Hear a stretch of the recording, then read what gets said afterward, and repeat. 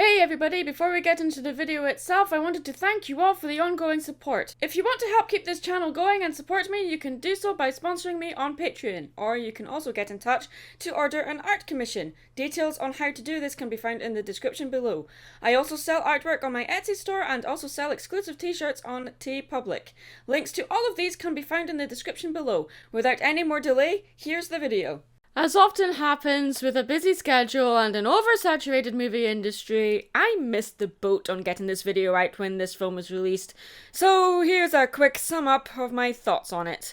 DreamWorks has a very troubled history, but has a sophistication and ambition that other studios either take for granted or don't tap into. Sure, it doesn't seem very focused in one particular direction, but instead of having one instantly recognizable visual style for all its movies like Disney Pixar has, for example, DreamWorks gives each movie franchise its own visual style instead. How to Train Your Dragon having the most accessible style. For me, the Shrek movies, photorealism and the juxtaposition of contemporary pop culture references works, but gets old and predictable pretty fast. How to Train Your Dragon does have a more stylistic look to its environments, letting the visuals convey and tell the story more than relying on a storybook narrative like Shrek does. To me, this makes How to Train Your Dragon a much stronger franchise than Shrek. But then, that's not that hard to do. In the first movie, Hiccup and Toothless both bond because they're both lost and damaged, and help each other to mend broken bonds, both figuratively and literally. In the second movie, Hiccup discovers his mother is alive and Toothless becomes the Dragon King. The third movie is about Hiccup learning that his identity and confidence is not bound to Toothless, nor in dragons in general, and neither is Toothless's existence entirely reliant on Hiccup. How to Train Your Dragon was a complete surprise to me, and I guess to most people who saw it. I haven't read the books and honestly wasn't expecting much from it. After seeing it though, I felt that it was one of the most powerful animated movies I had seen in a long time. The sequel to follow hit all the same tones and beats, but it did get a little confused with the rules of the world and relied on a very formulaic villain. The third movie shows how much not only the characters themselves have matured, but also how the story and the animation has since the first movie was released in 2010. It's a franchise that balances fantasy with realism, and though there is plenty of contemporary nods in the film, it doesn't rely on pop culture or too much toilet humor, and instead goes with the strength all animated movies should have, and that is visual storytelling. But there's a danger here as well, because if you rely too heavily on visual storytelling, you lose any narrative weight. It may seem like an obvious thing, but sometimes more can be said with staging and lighting than with dialogue. But if you don't use dialogue, you may lose the audience's engagement. The worry with a trilogy is that the story becomes tired and worn out. The third movie does seem to echo much of what happens in the second movie though.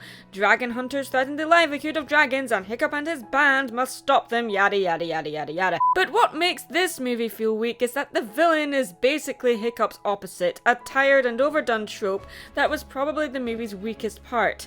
That didn't make the villain less interesting, though, or entertaining. In fact, out of all the villains in the franchise, Grimmel is probably the most interesting and the one that makes the most sense. It's just a shame that, narratively, he's a weak villain. I wanted something a little more personal here. Grimmel is basically what Hiccup could have become if he had actually gone through with killing Toothless when he shot him down in the first movie. And though that does give this movie an interesting mirror for Hiccup to stare into, it doesn't give the same emotional punch. Sometimes the best way to depict a character who has a disability, by the way, in a movie is to actually not mention it at all. The fact Hiccup has one leg is forgotten about and only brought up as a self-defaming joke among friends.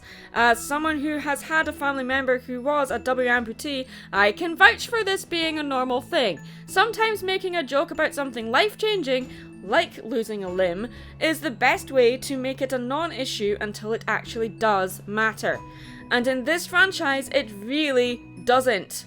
Instead, it serves as a symbolic reminder that neither has to rely on the other anymore, physically or mentally.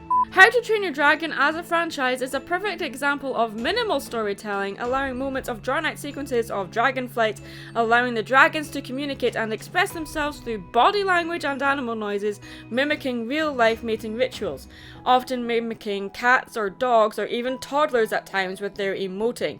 It keeps its focus well, even if the movie does feel a little too simple and minimal in its narrative.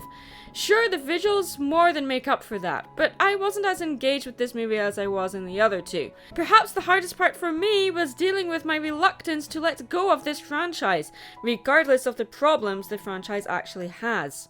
It's a decent ending to the franchise, and is very daring in some areas, but in others it felt a little underwhelming. I'm Mad Munchkin. Stay creative.